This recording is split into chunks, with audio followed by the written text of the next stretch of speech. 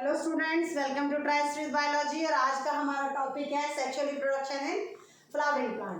बेटा, sexual reproduction in flowering plant में बढ़ने से पहले हम देखेंगे कि ये जो मैंने दो फ्लावर्स लिए हुए हैं, इसमें एक में ये बाइसेक्सुअल फ्लावर है। आपको पता होना चाहिए कि मेल पार्ट कौन सा होता है, फीमेल पार्ट कौन सा होता है। इसमें देखो बेटा, जो ये पतले पतले लॉन्ग दिख रहे हैं, ये क्या है? एंथर है, मेल गैमेट है। और उसके बीचों बीच येलो पोर्शन जो दिख रहा है वो फीमेल पार्ट है।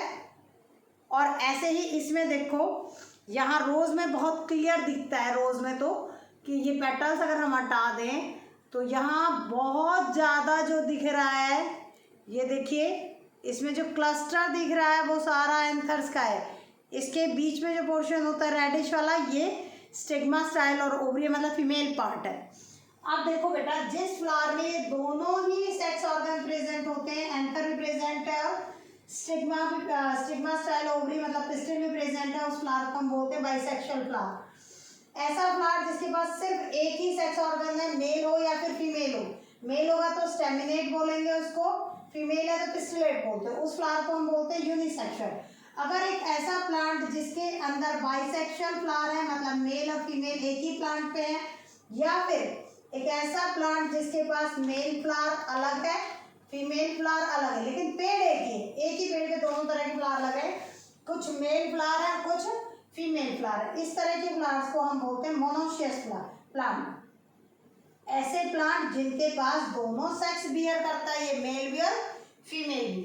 अब यहाँ बात करते हैं हम ऐसे प्लांट्स की जिनके पास सिर्फ एक ही सेक्स ऑर्गन है, या तो प्लांट में मेल ऑर्गन भी डेवलप हो रहा है या तो प्लांट पे फीमेल ऑर्गन भी डेवलप हो रहा है। तो इस तरह के प्लांट्स को हम बोलते हैं डायोशियस प्लांट्स। और यहाँ जो डायोशियस का एग्जाम्पल है वो है पपाया। मोनाशियस का एग्जाम्पल जो है वो है, अगर ये जिसमें यूनिसेक्सुअल फ्लावर है बट दोनों के दोनों फ्लावर एक ही प्लांट पे है, इसका एग्जाम्पल है कुकुरबिट्स। और कुकुरबिट्स जो कि घिया, तोरी, टिंडा ये जो आते हैं, ये कुकुरबिट्स में आते हैं। ये आप सबको पता है, बहुत कॉमनली फ्लावर मिलता है जिसमें बहुत बाइसेक्सुअल फ्लावर्स होते हैं प्लांट से। चाइना रोज इसका एग्जाम्पल हम लिख सकते हैं, तो ये चाइना रोज इसका एग्जाम्पल है। अब हम बात करते हैं डेवलपमेंट ऑफ मेल गैमेट। जो डेवलपमेंट ऑफ मेल गैमेट है, इसका हम मेल गैमेट भी बोल सकते हैं, मेल गैमेटोफाइट भी बोल सकते हैं, और माइक्रोस्पोरेंजियम वर्ड यूज किया जाता है मेल गैमेट के लिए। तो जो डेवलपमेंट ऑफ, पेपर में अगर ये आता है कि डेवलपमेंट ऑफ मेल गैमेट या डेवलपमेंट ऑफ माइक्रोस्पोरेंजियम और डेवलपमेंट ऑफ मेल गैमेटोफाइट, तो ये सभी एक ही चीज है। किसी भी तरह की कोई कंफ्यूजन की जरूरत नहीं है। इन तीनों में अगर कोई भी चीज आती है तो आप वही लिखोगे। ये तीनों का कॉमन टॉपिक ही है, मेल गैमेट की डेवलपमेंट। इसमें मेल पार्ट सबसे पहले हम शो करेंगे, एंथर है और फिलामेंट है। जो फिलामेंट पार्ट है ये रिप्रोडक्टिव ऑर्गन में तो है, एंथर के नीचे वाला हिस्सा है, लेकिन रिप्रोडक्शन में कोई इसका काम नहीं होता। ये एंथर का मेन फंक्शन है जो मेल गैमेट बनाएगा। एंथर को अगर हम कट करें तो ये इस तरह का स्ट्रक्चर है। क्यों? क्योंकि ये कैसा एंथर है? बाइलोब। इसमें एक ये वाली लोब है और एक ये वाली लोब है, तो ये बाइलोब एंथर की बात हम कर रहे हैं। अगर एंथर यूनिलोब है तो इस तरह का स्ट्रक्चर होगा, और इस यूनिलोब एंथर के अंदर एक ही लोब प्रेजेंट होती है। यहाँ बाइलोब एंथर है, जो उस बाइलोब एंथर में बेटा ये स्पोरेंजिया है, और मेल स्पोरेंजिया तो इसको क्या बोलते हैं हम? माइक्रोस्पोरेंजिया एक को, और इसे हम थिका भी बोलते हैं। तो जो थिका की बात आ रही है, तो थिका कितने हो गए? एक लोब में दो थिका है, एक ये वाला और एक ये वाला। अगर हम ये कहें कि चार लोब में कितने थिका है, तो चार लोब, सॉरी दो लोब में कितने थिका है? चार। लोब एक होगी और उसमें थिका दो होंगे, या एक लोब में दो माइक्रोस्पोरेंजिया होंगे। यहाँ माइक्रोस्पोरेंजिया के ऊपर चार तरह की लेयर होती है, ये पूरे में ही प्रेजेंट होगी। यहाँ हम एक पार्ट को एनलार्ज करके दिखाएंगे, और एनलार्ज करके दिखाएंगे तो कुछ इस तरह का स्ट्रक्चर बनाएंगे जिसमें सबसे आउटर लेयर हम बना रहे हैं वो कौन सी है? एपिडर्मिस। एपिडर्मिस लेयर जो है वो यूनिन्यूक्लिएट होती है, हर सेल में एक न्यूक्लियस होगा, और इसके अंदर जो लेयर है वो है सेकंड लेयर जिसका नाम है एंडोथीशियम, और ये भी यूनिन्यूक्लिएट होगी। इसके अंदर थर्ड लेयर आएगी और वो भी यूनिन्यूक्लिएट होगी। लेकिन याद रखना बेटा कि तीसरे नंबर पर जो लेयर है वो मिडिल लेयर है। बच्चे यहाँ बहुत ज़्यादा कंफ्यूजन करते हैं, वो गलती करते हैं, वो सोचते हैं मिडिल लेयर है तो बीच में लिख देंगे। बीच में नहीं लिखना है आपको। एपिडर्मिस और एंडोथीशियम के बाद थर्ड नंबर पे आएगी मिडिल लेयर। फोर्थ नंबर की जो लेयर है उससे सबसे ज़्यादा क्वेश्चन पूछे जाते हैं और वो लेयर है टैपेटम। इसमें थोड़ा सा देखो, बाहर वाली लेयर में हमने एक एक न्यूक्लियस बनाया है, यहाँ दो दो न्यूक्लियस बना रहे हैं। तो ये है टैपेटम। टैपेटम के हर सेल में दो न्यूक्लियस होंगे। Each cell is binucleate with dense cytoplasm. इसका फंक्शन होता है नरिशमेंट करना। किसको नरिश करेगा? जो इसके अंदर है। और अंदर वाले सेल्स क्या होते हैं? अंदर वाले सेल्स होते हैं स्पोरोजिनस टिश्यू। बहुत सारा सेल्यूलर मास भरा होगा जिसको हम बोलते हैं स्पोरोजिनस टिश्यू। अब बात करते हैं, ये तो हो गया स्पोरोजिनस टिश्यू। अब इसकी बात करें हम तो यहां टैपेटम में से क्वेश्चन आ सकता है कि इसके सेल जो है वो बाइन्यूक्लिएट नहीं है। क्यों नहीं है बाइन्यूक्लिएट? तो बाइन्यूक्लिएट नहीं है, सॉरी, इसके सेल बाइन्यूक्लिएट कैसे हो गए? क्या ऐसी चीज है कि इन तीनों के तो यूनिन्यूक्लिएट सेल्स हैं और इसमें दो न्यूक्लियस आ गए, दो न्यूक्लियस विद डेंस साइटोप्लाज्म यहाँ हो रहा है। क्यों हो रहा है? क्योंकि यहाँ पर साइटोकाइनेसिस नहीं हुई। साइटोकाइनेसिस नहीं हुई। साइटोकाइनेसिस क्यों नहीं हुई? क्योंकि इसमें जो है कैरियोकाइनेसिस तो होगी। कैरियोकाइनेसिस क्या होती है? जहां न्यूक्लियस डिवीजन है। ये नहीं हुई और ये हुई। जब ये हो गई तो न्यूक्लियस तो दो बन गए और साइटोकाइनेसिस नहीं। अब यहाँ आते हैं हम कि ये तो चलो चीज हो गई टैपेटम के बारे में। अब डेवलपमेंट ऑफ, हमने तो क्या पढ़ना है? मेल गैमेट डेवलपमेंट पढ़ना है। तो स्पोरोजिनस टिश्यू जो है इसका हर एक सेल, जहां जितने भी सेल प्रेजेंट हो इस स्पोरेंजियम के अंदर, जितने भी सेल हैं, हर एक सेल एक्ट करेगा एमएमसी। एमएमसी का मतलब है यहाँ माइक्रोस्पोर मदर सेल, जो माइक्रोस्पोर मदर सेल की तरह एक्ट करेगा। और मदर सेल है या फिर मियोसाइट है तो इसका मतलब क्या है कि इसमें मियोसिस होगी, और मियोसिस होगी तो एक सेल से 4 सेल बन जाएंगे। जब प्री स्टेज पर ये डिवाइड नहीं होंगे तो इसका नाम हुआ स्पोर टेट्राड। अब ये स्पोर टेट्राड अलग अलग हो जाएंगे और इन्हीं स्ट्रक्चर्स को हम क्या बोलते हैं? माइक्रोस्पोर और पोलन ग्रेन इनको बोला जाता है। अब आता है कि स्ट्रक्चर कैसा है इन पोलन ग्रेन का। तो बेटा ये एक तो यहाँ ये याद रखो कि जो मियोसाइट है वो डिप्लॉइड सेल में होती है और आफ्टर मियोसिस जो बनते हैं वो कौन से सेल बनेंगे? हैप्लॉइड सेल बनेंगे। तो अगर नंबर ऑफ क्रोमोसोम पूछा जाता है कि डिप्लॉइड जाइगोट है उसमें क्या है, या फिर ये कहा जाए कि माइक्रोस्पोर मदर सेल उसमें क्या, जो भी डिप्लॉइड सेल है उनमें डबल नंबर ऑफ क्रोमोसोम होगा और उसके बाद जो आएंगे वो कैसे आएंगे? वो हैप्लॉइड सेल्स आएंगे। अब यहाँ माइक्रोस्पोर पोलन ग्रेन की बात हो रही है, तो पोलन ग्रेन, ये देखो पोलन ग्रेन का लार्ज करके स्ट्रक्चर बनाएं तो इसमें क्या, ये न्यूक्लियस है, यहाँ हम 2 वैक्यूल बना देते हैं, ये वैक्यूल्स हो गए, और इसके ऊपर ये लेयर है जिसका नाम है एक्साइन। एक्साइन जो लेयर है वो स्पोरोपोलेनिन की बनी है। स्पोरोपोलेनिन हार्ड सब्सटेंस होता है जिसके अंदर कहीं कहीं ये एक्साइन रैप्चर्ड होगी, उसको हम बोलेंगे जामपोर, और इसके अंदर वाली लेयर है जो वो है इंटाइन। इंटाइन जो है सेल्यूलोज या पैक्टिन की बनी होगी। अब यहाँ से इसमें किसके अंदर, पोलन ग्रेन के अंदर होती है माइटोसिस। मियोसिस तो हो नहीं सकती, हैप्लॉइड सेल है, तो यहाँ क्या होगी, माइटोसिस। लेकिन ये माइटोसिस सिर्फ और सिर्फ किस में होगी, न्यूक्लियस के अंदर होगी। तो इस न्यूक्लियस को हम डिवाइड होते हुए दिखाएंगे इस तरह से, और इससे 2 सेल फॉर्मेशन होगा। एक जो होगा आउटर लेयर के, और इनर लेयर बनाना नहीं भूलेंगे इसमें सारे में। यहाँ जो है बड़ा वाला सेल, ये अनइक्वल से डिवीजन है कुछ, सेल वॉल बाद में बनती है, पहले न्यूक्लियस डिवाइड हो गया है। जो सेल वॉल बनी इनके बीच में, उसने 2 सेल बना दिए। बड़ा वाला सेल है वेजिटेटिव सेल, और छोटा वाला सेल है जनरेटिव सेल। ये छोटा सेल है जनरेटिव सेल।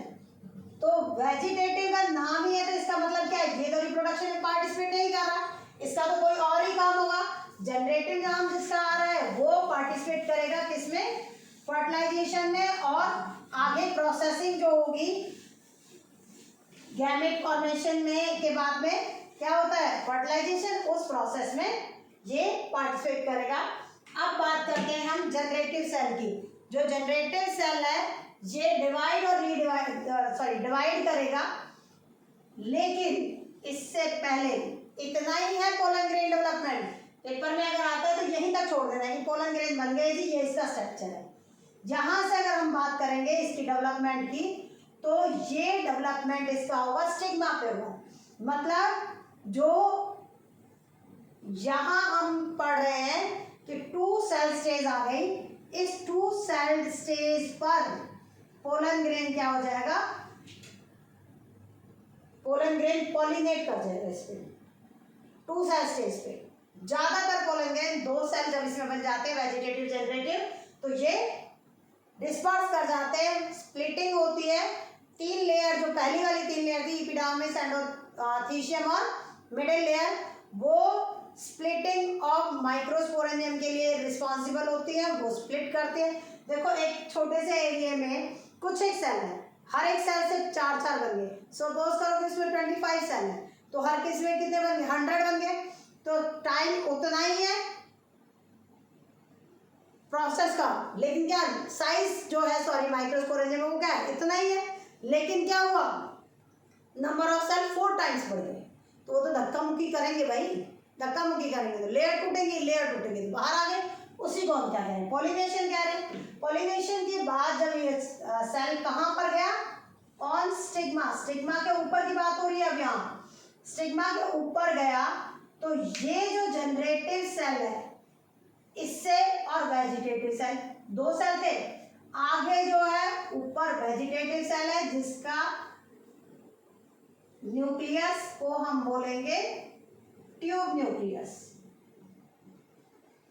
और ये वेजिटेटिव सेल का ही वो है गैमेट न्यूक्लियस। दूसरा जनरेटिव था, उसमें फिर माइटोसिस हुई, और ये क्या बन गए, 2 मेल गैमेट। तो अभी हमने पढ़ा भी था कि जनरेटिव है, तो जनरेटिव नाम अगर इसका आ रहा है तो जनरेटिव में गैमेट फॉर्मेशन में हेल्प करेगा या फर्टिलाइजेशन में हेल्प करेंगे। तो ये क्या है, 2 मेल गैमेट इसमें बन जाते हैं। अब बात कर लो कि ये ट्यूब जैसा स्ट्रक्चर बना है, ये क्या है, ये है पोलन ट्यूब।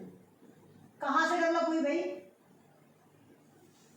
अगर इस स्ट्रक्चर को ढंग से देखो तो यहाँ एग्जाइन टूटी हुई बनाई है, प्रॉपर कंटिन्यूटी में नहीं बनाई। एग्जाइन कई जगह रप्चर्ड होती है, उसको क्या बोला था हमने, जंप। एग्जाइन जो है वो इतनी थिक और रेजिस्टेंस वाली है कि वो डिग्रेड नहीं होती, खत्म नहीं होती। किससे खत्म नहीं होती, हाई टेम्परेचर पे रेजिस्टेंस है, हाई टेम्परेचर उसको खत्म नहीं कर सकता।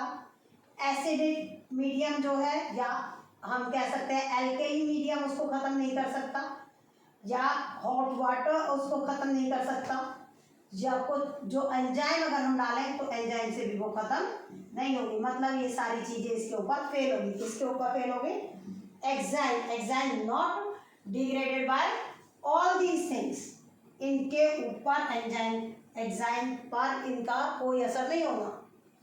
अब कहेंगे एग्जाइम से तो मतलब ये ट्यूब निकल नहीं सकते, एग्जाइम तो खुद इतनी हार्ड है। तो जो ये जर्म पोर हम पढ़ रहे हैं, इस जर्म पोर से इंटाइन जो है वही पोलन ट्यूब के फॉर्म में बाहर आएगी। ये वाला स्टेप स्टिग्मा पे होगा, बाकी यहाँ तक डेवलपमेंट जो है वो पोलन ग्रेन की है। अब हम पोलन ग्रेन की ही बात कर लें। पोलन ग्रेन में इस वीडियो में हम पूरा कवर कर रहे हैं, मेल डेवलपमेंट का भी और पोलन ग्रेन का स्ट्रक्चर भी हो गया, पोलन ग्रेन की जो एग्जाइम का नेचर है वो भी हो गया है। अब हम यहाँ बात करेंगे वायबिलिटी कि एक पोलन कितने टाइम तक सरवाइव कर सकता है। तो भाई हर प्लांट पे पोलन का सर्वाइवल टाइम अपना अलग होता है। किसी का पोलन ग्रेन जैसे राइस और व्हीट है, इनका पोलन ग्रेन सिर्फ 30 मिनट्स तक सर्वाइव करेगा। एक तो एक चीज 30 मिनट्स में अगर पॉलिनेशन देगा भाई होगा, क्यों होगा? क्योंकि राइस में भी बंद है फूल और व्हीट में भी, दोनों बाइसेक्सुअल फ्लावर है, वहीं की वहीं पॉलिनेशन हो जाए तो हो जाएगा 30 मिनट में पॉलिनेशन, कोई बड़ी बात नहीं है। ये तो हो गया राइस और व्हीट का। अब रोज़ेसी फैमिली, लेग्यूमिनोसी और सोलेनेसी फैमिली की अगर बात करें हम, तो इनका कुछ मंथ तक इनका पोलन ग्रेन जो है वो सरवाइव करता है। इनका पोलन ग्रेन कुछ मंथ तक भी सरवाइव कर सकता है। तो ये हो गया इसका वाइबल पीरियड, किसका? पोलन ग्रेन का। अब बात करते हैं significance of pollen grain. Significance मतलब क्या क्या फायदे हैं और नुकसान भी हो सकते हैं। सिग्निफिकेंस में पोलन टैबलेट्स बनाई जाती है। पोलन टैबलेट्स जो है वो बी पोलन करके भी बिकती है। ये जो एथलीट्स हैं, एथलीट्स का स्टेमिना बढ़ाने के लिए यूज की जाती है। उनका जो वर्क एफिशिएंसी है उसको बढ़ाती है। रेस से जो घोड़े होते हैं उनका भी स्टेमिना और स्ट्रेंथ पावर बढ़ा, उनके वर्क पावर जो है उसको बढ़ाने के लिए यूज की जाती है। अब नुकसान क्या है भाई? नुकसान है पोलन एलर्जी कॉज करता है। कई केस में पोलन से किसी को एलर्जी होती है। बहुत सारे लोग हैं फ्लावर स्मेल नहीं करते, एक्चुअली वो रीजन क्या होता है, वो जैसे फ्लावर स्मेल करते तो थोड़ा सा पोलन डस्ट उनकी नोज में चला जाता है, वो एलर्जी कॉज करता है। तो पोलन से एलर्जी कॉज होती है। अब आती है बात कि पोलन ग्रेन को अगर देखो प्लांट ब्रीडर क्या करेंगे, जहां से अच्छा पोलन ग्रेन है उसको कलेक्ट करेंगे तो वो क्या करेंगे?